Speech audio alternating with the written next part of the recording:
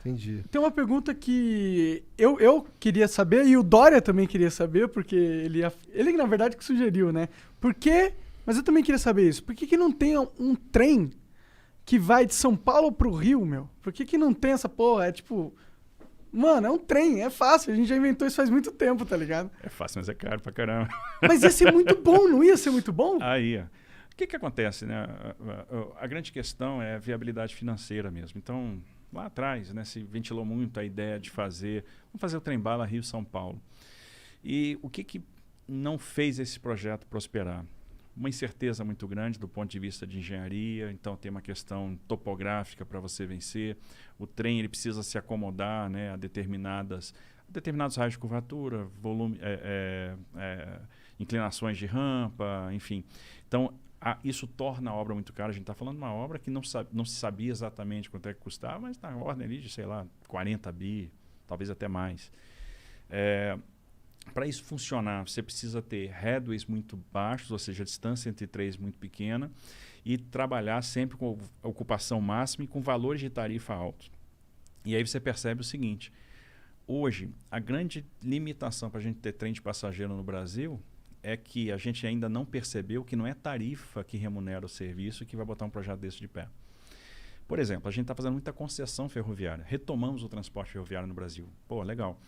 E todo mundo me pergunta, que é um desejo do brasileiro. Essa sua dúvida é a dúvida do brasileiro geral. Todo mundo pergunta, pô, mas e o trem de passageiro? Eu quero andar de trem. Todo mundo tem esse desejo. Acho que o pessoal vai lá para fora, ou a turma mais antiga andou de trem de passageiro no Brasil. Todo país desenvolvido de verdade tem uma malha ferroviária incrível, né? Exato. Faz parte do desenvolvimento de um país. Se você pegar as nossas concessões, não tem vedação ao transporte passageiro. Ou seja, o concessionário poderia operar passageiro. Por que ele não opera? Porque eu vou suprimir capacidade da via, né? Vou subtrair alguns pares de trem-dia daquela via, e é uma operação que não vai gerar receita, né? Porque é muito melhor estar operando carga, dá muito mais dinheiro, né? Torna o negócio muito mais atrativo. Sempre quem governa a operação é a operação de passageiro, por causa da questão de segurança, etc. Existe então, um trem de carga que vai de São Paulo para o Rio? Existe. Ah, existe? Existe a linha da MRS que faz Rio de Janeiro-São Paulo. Entendi. Então, o que a gente precisa para dar esse passo na direção do trem de passageiros? Perceber que as operações, e uma coisa que o americano percebeu no século XIX, que as operações de passageiro vão ficar de pé a partir do momento que a gente aprender a explorar as receitas acessórias, que a gente conjugar operações de real estate, operações imobiliárias com a exploração da linha. Entendi. E esse passo pode ser dado a partir do momento que a gente aprovar ou mudar o nosso marco legal e trazer as autorizações para o nosso transporte ferroviário. O que é isso? Hoje, fazer ferrovia no Brasil é uma exclusividade do Estado, o que não faz o menor sentido, cá para nós. A gente já venceu essa barreira nos portos. Hoje, se um empreendedor quer tomar um risco de engenharia, quer fazer um terminal privado, ele vai lá, pede para fazer um investimento, ele demonstra que tem posse da área, que tem fruição da área, que tem condição de licenciar e financiar aquele investimento, ele vai lá e faz, toma o risco. A gente deu essa virada de chave em 93, com a nova lei dos portos, e em 2003 nós demos outra virada de chave importante, que foi, olha, o porto privado vai poder também operar carga de terceiro e não só carga própria. Foi um boom. O que acontece? Hoje, 2/3 da carga movimentada nos portos brasileiros é movimentada em terminais privados. Os terminais privados superaram em muito os portos públicos. Que legal, isso é da hora. Então, isso é muito bacana. E aí, a mesma coisa, esse mesmo passo a gente tem que dar no transporte ferroviário. Por exemplo, se o cara quer tomar risco de engenharia e ele tem um plano de negócio, às vezes, bilionário, por que ele não pode fazer a ferrovia dele? Vou dar um exemplo.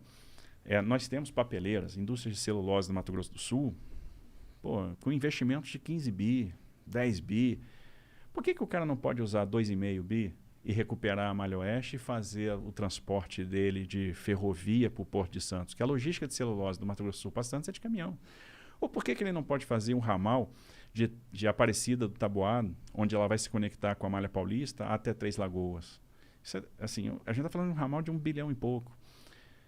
É porque ele não pode fazer, porque é exclusividade do Estado. É o marco legal que define isso. É o marco legal. Então a gente precisa romper isso. Existe alguma movimentação para mudar o marco legal? A gente está trabalhando para mudar esse marco legal. Como que é para trabalhar para mudar o marco legal? Como que a gente muda essa porra? A gente tenta... Nós encaminhamos, né, e patrocinamos um projeto de lei no Congresso. Que ele ainda não andou, não está andando.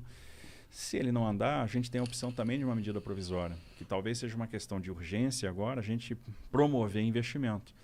Eu acho que uma das soluções para a pandemia é a gente jogar investimento, que o nosso desafio a partir de agora vai ser gerar emprego. Com certeza. Então, quanto mais investimento, mais emprego, e é uma forma de a gente dar esse passo. No século XIX, de 1854 a 1913, nós tivemos um boom ferroviário no Brasil, com ferrovias autorizadas, todas privadas. Por que elas se tornaram públicas? Porque elas quebraram na década de 30, com a crise de 29, a crise do café, e o governo foi lá e encampou essas ferrovias que tinham dívida com financiadores. Nos Estados Unidos, até hoje, as ferrovias são privadas. Então, as ferrovias são autorizadas. Por isso, lá eu tenho 7 grandes operadores ferroviários e eu tenho 600 operadores de short lines. Eles têm 270 mil quilômetros de ferrovia, contra 28 mil quilômetros que nós temos aqui. E estamos fazendo bastante. Assim, a gente já contratou 30 bi de investimento privado em ferrovia. A gente deve chegar até o final do ano que vem com 60 bi. É um impulso ferroviário sem precedente. A gente está plantando as sementinhas que vão fazer com que o transporte ferroviário chegue lá em 2035 com 35%, 36% de participação na matriz de transporte. Então a gente sai dos 20% de hoje para 35%, 36%. A gente vai chegar perto do que um país desenvolvido tem, que é em torno de 40%. Entendi, isso em 10 anos. Em 15 anos.